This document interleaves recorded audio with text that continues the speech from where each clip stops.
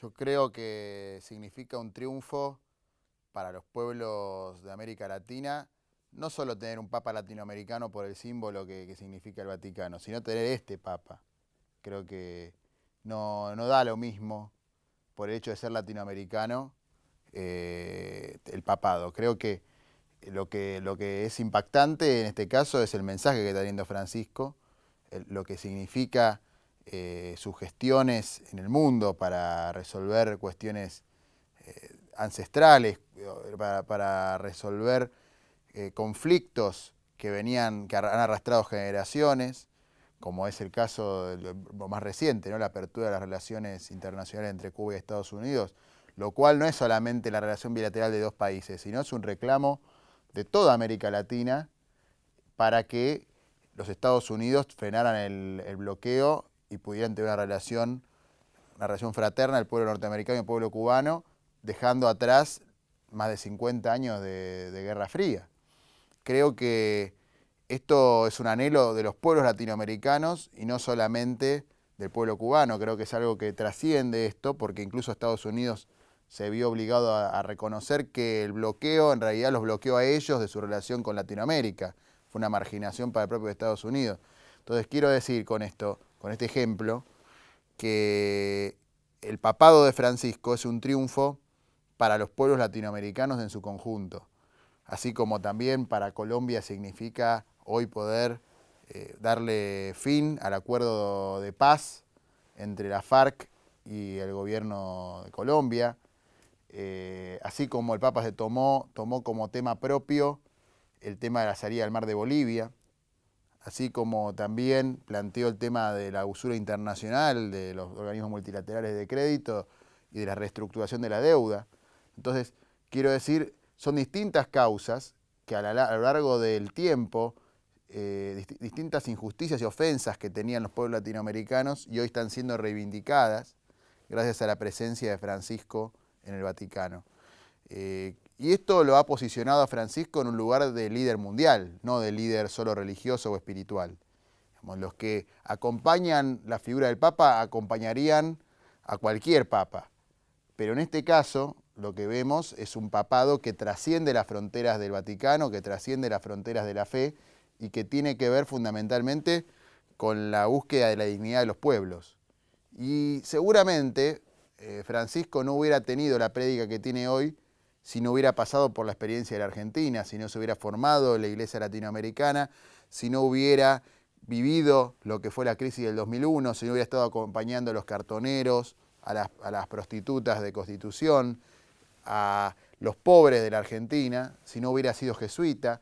Digo, Francisco es un símbolo de siglos de lucha de los pueblos latinoamericanos. Recordemos que el primer documento que denuncia las atrocidades de la conquista lo hace un jesuita, Fray Bartolomé de las Casas. Estamos hablando de esto, sucedió hace 500 años. Entonces, Francisco, en todo caso, es un vértice donde convergen distintas aristas de una historia que es la historia de los pueblos de América Latina. Seguramente creo que cala más rápido y más profundo en los pueblos que en los dirigentes. Y con los dirigentes no me refiero solo a los políticos, me refiero a los que manejan el poder del mundo, que se sienten ante la incomodidad de una voz que los desafía y que les plantea aquellas cosas que los que la sufrían no tenían la voz para plantear, no tenían la fortaleza suficiente. Cuando el Papa se pone a defender a los movimientos sociales frente a las grandes corporaciones, lo que está haciendo es visibilizar la voz de los que no tenían voz, hacer escuchar un reclamo que existía en distintos puntos del planeta, pero que no tenía nadie que las uniera, que las amalgamara. Y cuando se ve que hay un Papa que generó ya 2 congresos con los movimientos sociales, lo que estamos asistiendo es a un Papa distinto, un Papa diferente, alguien que cree que el compromiso con la fe no es solamente privado, no es de índole personal, sino que es de índole colectiva, y que la Iglesia es la comunidad de los creyentes en serio, es la comunidad, es la representación de los intereses de un conjunto mucho más amplio. Y por eso, y en todos lados lo llaman, ¿no?, el Papa del pueblo, el Papa de la gente. Son distintas maneras de visibilizar y de denominar un hecho histórico, una nueva era para América Latina y para la Argentina, afortunadamente, en un lugar privilegiado, ¿no? Bueno, naturalmente uno asocia el hecho de ser joven con ser rebelde, ¿no? Y creo que el Papa hizo eso mientras hablaba de hacer lío en Río de Janeiro, discurso que tuve el inmenso privilegio de presenciar. Yo estaba en Río, en la catedral, cuando Francisco le dijo a los jóvenes hagan lío, y fue muy emocionante, muy impresionante, porque uno se vino abajo la platea, ¿no? Se vino abajo la iglesia, en aplausos, en emoción. Y creo que el Papa nos está llamando a protagonizar el tiempo que se viene. Nos está convocando a que seamos los artífices de nuestro propio destino. Y esto es muy importante porque no lo hace solamente con un sector de la juventud, convoca a toda la juventud y repito, lo que hizo con los movimientos sociales en Santa Cruz de la Sierra y que ya lo había hecho en Roma en el primer congreso que hicieron con los movimientos sociales, es justamente esto, es darle la posta a los movimientos sociales, a los jóvenes, a los militantes. El Papa se refirió a la palabra militancia y también nos dijo en esa misma conferencia, la Iglesia no es una ONG, o sea, la Iglesia no es un observador de la realidad que se dedica a hacer beneficencia. No, la Iglesia es un lugar que tiene voz propia y que tiene una visión de la política y una visión de la sociedad que sirve para abrirse y dialogar con otras. No es que la Iglesia tiene que imponer las reglas en las cuales se vive, porque está claro que hay una división entre Estado e Iglesia y en buena hora que existe, pero lo que sí, hoy la Iglesia emerge como un actor político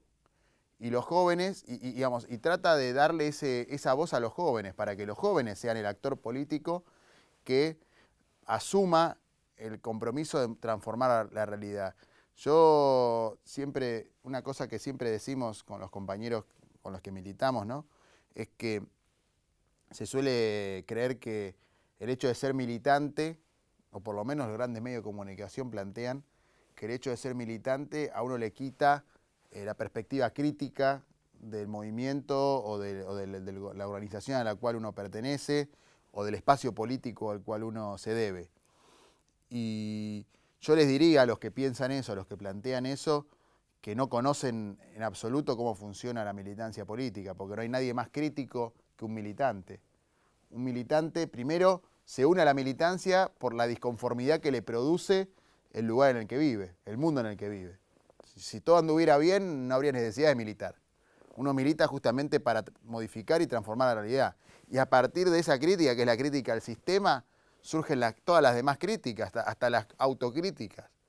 Entonces, por este espíritu crítico, digamos, un espíritu transformador que tiene la juventud, es que estamos llamados a ser parte importante de los cambios que necesita nuestra sociedad.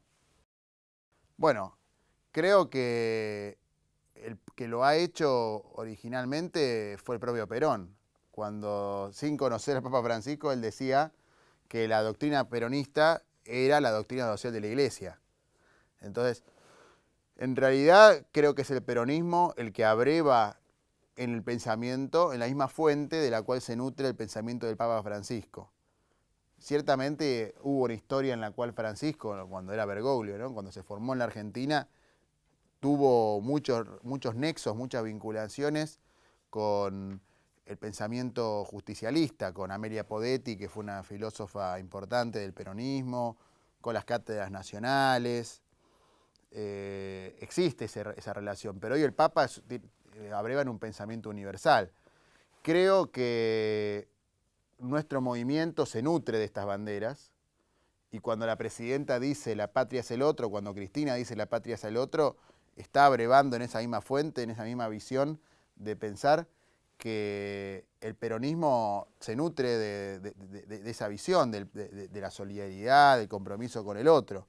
Y cuando Scioli también plantea que sus banderas son la del tierra, techo y trabajo, también muestra esta misma visión. Yo no he visto otras fuerzas políticas que puedan mostrar en acción, en políticas públicas, políticas concretas, un seguimiento o un acuerdo con la visión que tiene el Papa. El Papa habla de la integración de la patria grande, habla de las políticas migratorias abiertas, de defender a los migrantes porque son un sector vulnerable que huye de otro país para conseguir mejores condiciones de vida para sí y para sus hijos. Y después uno escucha, por ejemplo, políticos de la derecha, ¿no? que se llenan la boca hablando del Papa porque en realidad ellos quisieran una iglesia más ligada a sectores conservadores, una iglesia que expresara el statu quo. Entonces tienen que congraciarse con el poder del Papa, pero cuando tienen que hablar de las cuestiones concretas que le importan al Papa, como los inmigrantes, tienen visiones xenófobas, tienen abiertamente visiones que plantean a los migrantes como los causantes del narcotráfico, como los causantes del delito organizado, como los chivos expiatorios de todos los males que vive nuestra sociedad. Entonces es muy difícil que alguien que piensa eso de los inmigrantes al mismo tiempo pueda decir que es la expresión del Papa. Sí creo que nuestro proyecto político que encarna Cristina Fernández y que va a continuar Daniel Scioli muestra mayores niveles de acuerdo en la práctica con estas posiciones. En la práctica hemos hecho políticas ligadas a la tierra, al techo y el trabajo. Somos la fuerza política que plantea al trabajador como columna vertebral de nuestro movimiento. Entonces, esto es una larga tradición que en todo caso Francisco viene a universalizar.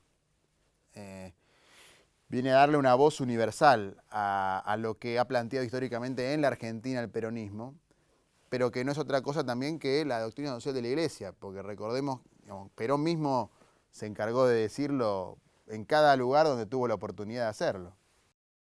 Sin lugar a dudas, porque vos fijate, creo que estos 12 años de gobierno, seguramente hay gente mucho más capacitada que yo para dar ejemplos sobre esto. Creo que durante estos 12 años de gobierno lo que hemos hecho es incluir a sectores que estaban relegados por el mercado, que el mercado los había abandonado y el Estado les dio una inclusión social, sobre todo incluyéndolos en lo que es el consumo, el derecho al consumo.